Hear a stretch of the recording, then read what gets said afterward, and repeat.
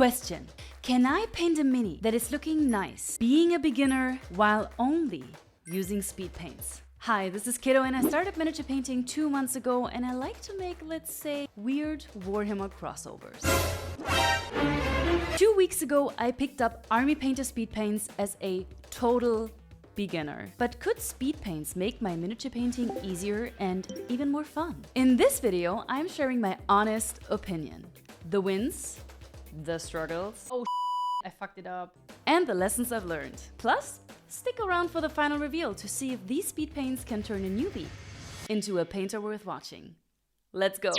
So I went into this with zero experience and a ton of questions. Are speed paints really beginner friendly? Can you get amazing results without super golden demon advanced skills in miniature painting? What mistakes should you avoid? Well, I've got answers. And trust me, you'll want to hear them before starting your next project. Originally, these paints are designed for people who want to paint their minis fast. Hence the speed in speed paints.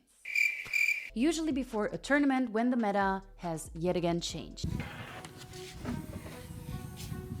What are you doing? The tournament starts in 5 minutes! My first week was, let's call it, a learning curve. What the fuck is this piece of shit? These paints are designed to do the work for you, so highlights, shading, everything in one coat. But I quickly learned technique still matters. I stumbled upon the first difficulties while applying speed paints on Mr. Smurf Daddy's armor. It doesn't really look good on flat surfaces as the paint is starting to form streaky results. I wanted to do as much research as possible, so I tried the paints on 18 minis in total. Here's a tip: less is more. These paints flow very good, so too much paint could mess up your details. Also, always start light. You can always add a darker layer, but you cannot undo them. The next couple of days I tried the speed paints on various minis to understand the flow of the paints better, as I really wanted to do a deep dive, and as you can see, it took me a couple of tries to do so. By the end of week 1, I was starting to see real progress. I wasn't there yet, but I was hooked. That is a red in the style of Splinter from Teenage Mutant Ninja Turtles. I made some progress. I like the shield that was going on here. And as we are getting close to Christmas, of course, I had to do a Christmas red. I 3D printed the hat, by the way. Psst. I also started to focus more on basing, as this is a part of miniature painting that is sometimes overlooked. I'm talking about myself here, and I wanted to do this the correct way. Week 2 was all about leveling up. I was starting to focusing more on the detail, learning how to layer, mix colors, and even trying out different techniques like dry brushing. In this week, I painted one of my favorite miniatures so far, a Tyrannosaurus in the style of Venusaur. I really had to pull it off here, and I tried to make all the techniques work that I've learned so far. This was also the first time I used a glaze, and I loved the color of the flower and how it turned out in the end. This is a very important painting technique.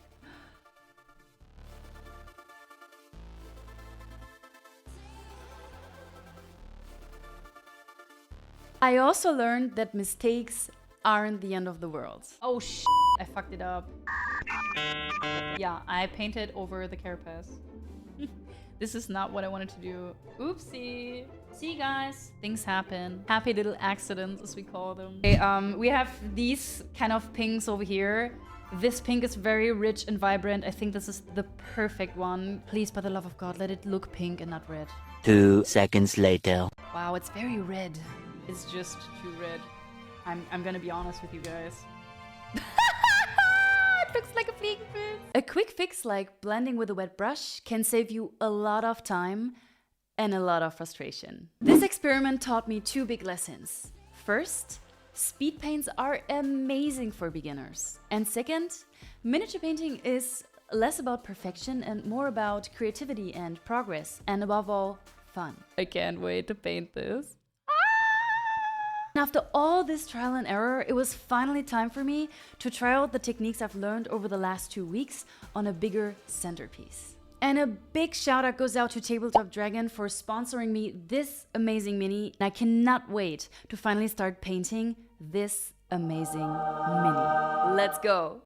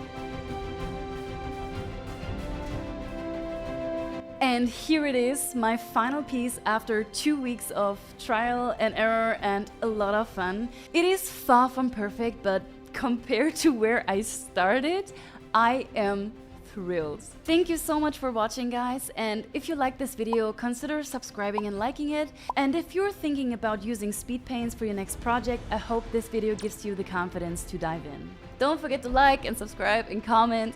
And tell me in the comments, what miniature would you paint first with speed paints? Until next time, thank you so much, goodbye and tschüss. Auf Wiedersehen.